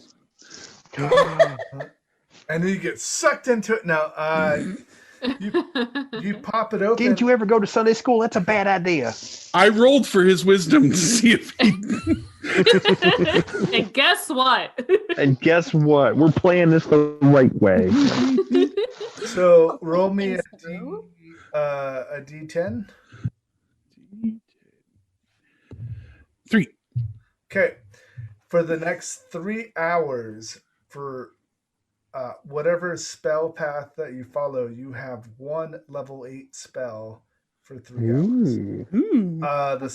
The scroll spins into the air and appears over top of you and bursts into like sparkles as it covers over you, and all the little dots go inside your body, and it's very horrifying. But So I have a spell slot, or I can cast in level 8 spell. You can cast a level 8 spell. You have 3 hours, and your bracer has a countdown. Wow. I have to be within Well, spell list or any spell. It has to be in my spell list. Okay. well, Quentin just saw that happen and was like, "I want fireworks over my head." He's gonna crack open his scroll too. You disappear into a void of hatred. No, okay. Yep, sounds about right. Goodbye, everyone. Roll me a D10, sir. A D10. Yep. 7. Okay. For the next 7 hours, you're allowed to cast a level 2 spell. Oh. Any class that you Ooh. would like. Any class though? Okay, all right. Of any school. You can. Of any school. Okay. So basically, Wow. you're a basic bard. Wow! I get to cast this spell level that I can already cast a whole bunch of. This is so exciting. Hey, sometimes that's how the loot works out, right? Yeah. Yeah.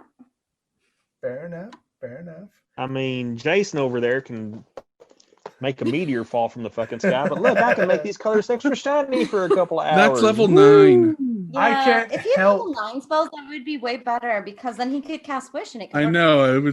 I'd one off from being able to do something. What do I wish for? I have no control over the dice rolls. Anyway, so you guys. You're the finally- dungeon master. You have control over the whole thing. Yeah, you're right. But that's how the. He met us, he has no control. Go ahead. And so you guys get up to the top. You guys get the bodies all cleared. Are you going to head on to the town of Ohm? Yeah. Yeah. Makes sense, right? Was there any additional coinage in the bag?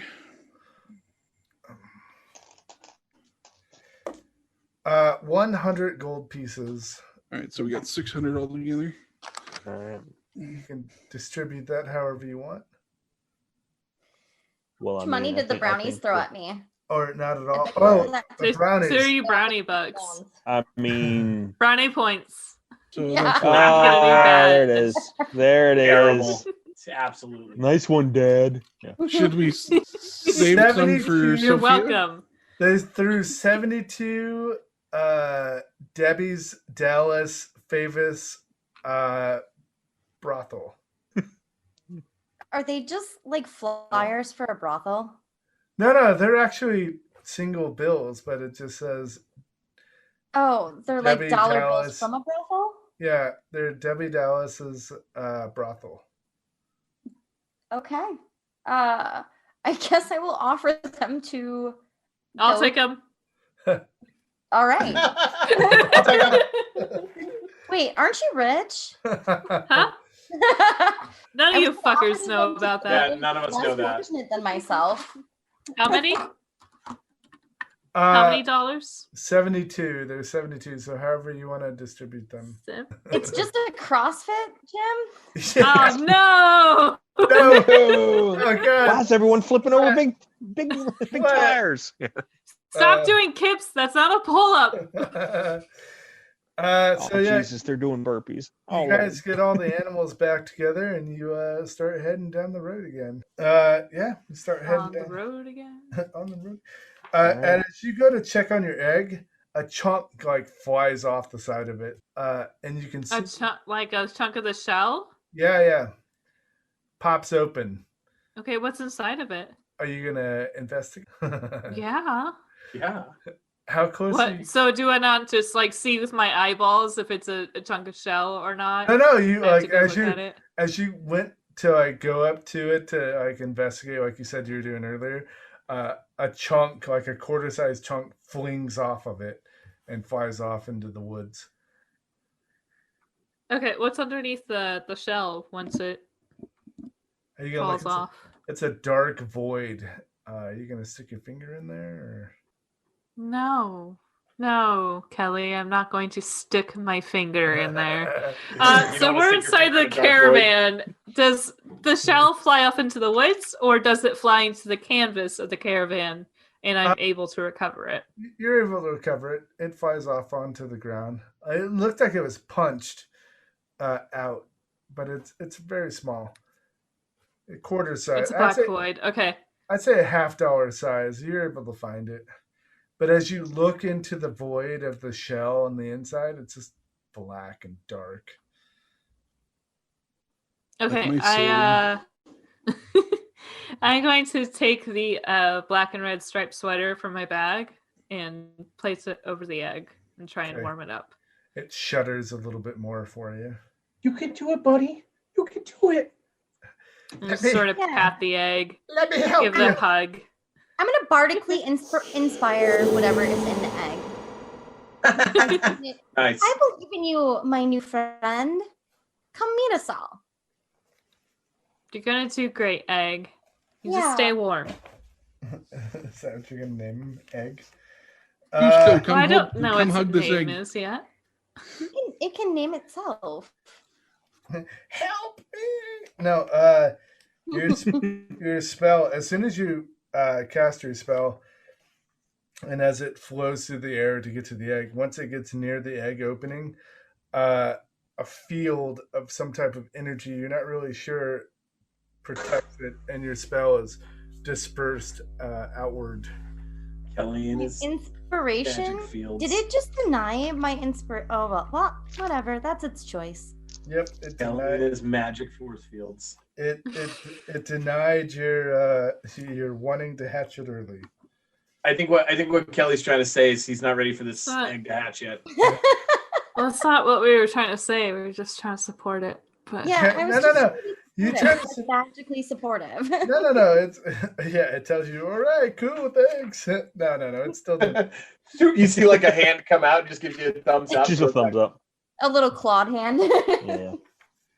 I guess I'll just look to you and be like, I guess maybe it's suspicious of magic, and I just sort of rub the Just sides needs of the to egg. cook a little bit longer. That's all. I don't know that this is a silver dragon. The more we learn about it, there's an empty looking void inside. It feels like a shadow dragon. Are you looking inside of it there, Merle? You should put your hand right up to it and look in. No. I put a sweater on this egg to cover it up. I don't think we should all just be kidding, sticking Merle. Please things don't into do the that. egg. Merle doesn't have to invade the egg space. He's fine. Okay. He's good. He's just postulating. Okay. I was just trying to give it supportive words. I'm not going to enter its personal space without its consent. Everybody's What do you want to do, Merle? Everybody's doing yoga, and the egg's just sitting there, and it's on its own mat, slowly doing yoga by itself. Yes, we need to get its own yoga mat. We need its fan art to have a yoga mat with everybody else doing downward dog, and it's just sitting there. What do you want to do, Merle? Let's pray. Merle doesn't really want to do anything. Okay. Merle's good. Are you guys all okay? Do we need to take a short rest? Get a little breathing in? I think we should keep going. I'm good. I'm good. Merle would like to take a long rest. He was thinking. But, we can get his clarity. I mean, we're in a caravan. You can sleep in the back as we travel. All right, so Merle's gonna crisscross applesauce in the back of the. Well, I don't know if you know this, but like all the research on depression says you can only benefit from a long rest one time per 24 hours. True. I don't know anything about that. Yeah, Merle's like, don't talk to me about depression. I've already died twice. All right. And you have nothing. Right. Tell me more about the mental anguish all this dying has put you through. Would you be able to put a dollar amount on that? $1 billion. Okay. I don't know. I don't have a physical form anymore, bud. You know what though? You've been freed from your fleshy shell. Oh, You're just evolving. Oh my God! Does this mean you're never going to get to heaven? Oh my God! Don't even bring that up right now. I don't want to think about deities and other levels of reality. Yeah, Merle's pretty sure that combat is his new heaven, and he's really just kind of leaning into you're like this, a Viking, cleric huh? book. Hmm. He's going to be a war cleric, I think. Jason scrapes a little bit of blood off of him. He's like, "Aren't we already in heaven?" I'm so glad that you're happy, Jason. Thank you so much for saving us. Anytime. He's over there fucking leveling up like 4 different areas, but yeah, you right. I got second level cleric, Good. but I can't go any further than that. So you can get your domain, huh? I'm just gonna stick with Bard. You guys are Yeah, probably stick with Bard. higher level than me someday. I'm gonna And stick with Bard too. yeah. Yay! We've been snared with another one. Jason's Yeah. really far now. We're starting a band. I want that beautiful jack of all trades. So you guys get on the road again, and you start heading down, and that's where we're gonna end this episode. On the road again. Thanks for watching and listening, whatever the fuck you do. Reading. I kind of hope nobody was watching. I was. Thank yous for listening to Crumpets and Kerosene. Join Jason and the Argonauts as the party make their way through Carltonburg. Download us on Apple Podcasts, Pandora, Spotify, Stitcher, Pocket Casts, and anywhere else you download your favorite shows. You can also follow us on Twitter at D&D_Crumpets, Instagram at Crumpets and Kerosene, Facebook, Crumpets and Kerosene Podcast, YouTube, Crumpets and Kerosene. We also have a website, crumpetsandkerosene.com. DM is Kelly Williams. Twitter and Instagram at infantry_kitchen. Jason is played by Brent Marquis. You can find him on Twitter at Brent Lee Marquis. Merle is played by Seth Nason. You can find him on Twitter at Nason_duh. Alora is played by Amanda Lee Baldwin. You can find her on Twitter at Lemonseed05. Sophie is played by Allison Webb. Quentin is played by Jason Cassidy. You can find him on Instagram at Dungeoneering with Jason. Serenity, Serene, is played by Jenna Marie. You can find her on Instagram at chaotic_click_clack. Production of Crumpets and Kerosene is done in-house. Sound effects used in this episode are sourced from Epidemic Sounds and remastered on Vegas Pro 17, Adobe Edition, and Aphonic Sounds. Check out Maximum Roll. Join us each week as we interview folks within the gaming and entertainment industry, such as writers, illustrators, artists, podcasts, Twitch and YouTube streamers, social media content creators, handcrafted gaming, apparel and merchandise, and much more. You can find Maximum Roll on Apple and Spotify and anywhere else you find your podcast. If you want to be interviewed on the show, just email us at maximumrollentertainment@gmail.com or Instagram at maximum_roll_entertainment_LLC.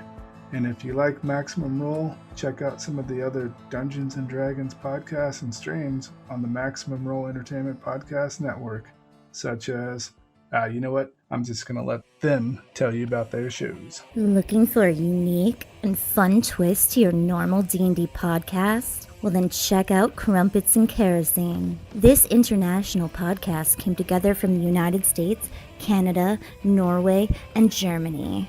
This fun-filled homebrew game takes our adventures from the modern world into a land of roving gangs of killer clowns, creepy British children, the mating habits of dragons, and even Santa Claus. Join Jason, Alora, Merle, Sophia, Quentin, and Serene as they quest their way through the realms of mystery and evil. You can find Crumpets and Kerosene on Apple Podcast, Spotify, Stitcher, Audible, and everywhere you find podcasts. You can also find us on Patreon. Search Crumpets and Kerosene and get even more wild and crazy fun. Hey, stop on by D&D420.com. We're a guild of role players brought and bound together by a common drive, the love of role-playing games. We bring our individual skills and personalities together to breathe life into the worlds and games created by our game masters. We also offer podcasts, such as Late Night with Jess and Jam. We have custom content, a bestiary for 5th edition Dungeons & Dragons, and a Discord server where you can find games or just hang out and make new friends. That's D&D420.com. Need some excitement on that morning drive to work? Welcome, adventurers, to Constructed Chaos, a live play Dungeons & Dragons podcast full of unpredictable antics, borking doggos, and engaging fantasy storytelling and roleplay.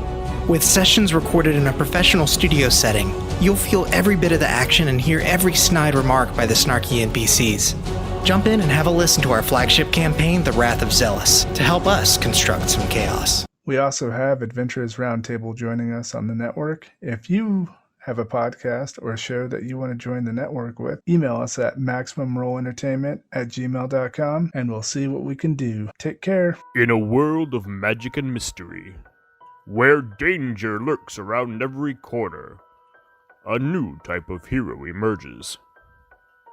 Brave, resourceful, potty trained. I pooped in my pants. Well, maybe not potty trained. Coming soon only to the Crumpets and Kerosene Patreon, it's Babies and Broadswords. Someone please, my pants. I pooped in my pants.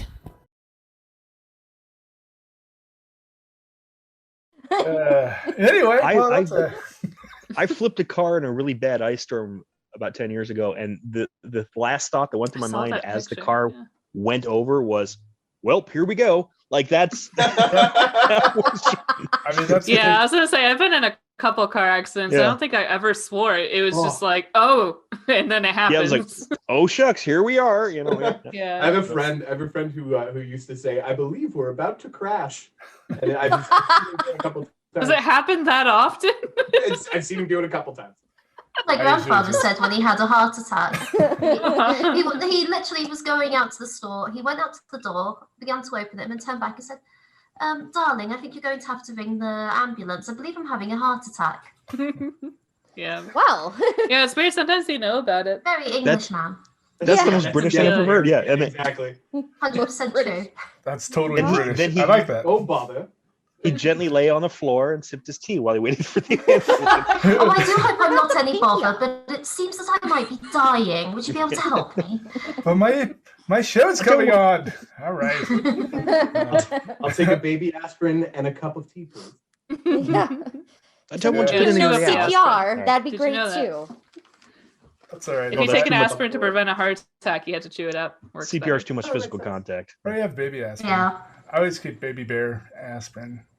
It actually works. It Baby dissolves bear in- aspirin, that's probably not a good dose. You should probably take something stronger than that if you're having a heart attack. But it's honey flavored. Hello. Yeah, and it dissolves in your mouth. Oh, If I was having a heart Just attack, Lines of aspirin.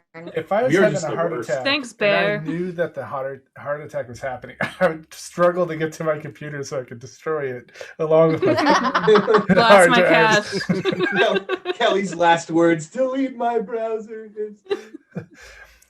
If I had a grenade, I'd just throw it in my office and be like, ah. Haven't you ever seen NCIS? My God. They can find tons of stuff on a destroyed computer. I don't have anything on my computer. I just in Everything's the on the military. cloud. That was everybody's thing. Every time before you left the wire, it was like, "Hey man, if I go down, I need you to destroy my laptop and my hard drive before they take it and send it home." I'm like, "Okay." Okay, buddy.